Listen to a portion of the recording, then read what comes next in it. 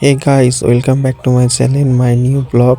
আমরা এখন এসেছি আড়ংঘাটায় কালী পুজোর মেলা দেখতে।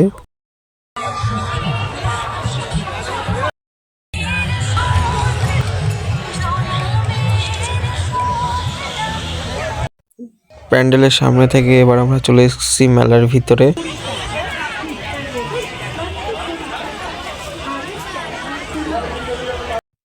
মেলায় ঘুরে এবার আমরা চলে এসেছি এগরোলের দোকানে এগরোল খেতে। দেন এগরোল খাওয়ার পর আবার আমরা বেরিয়ে পড়েছিলাম ঠাকুর দেখার জন্য।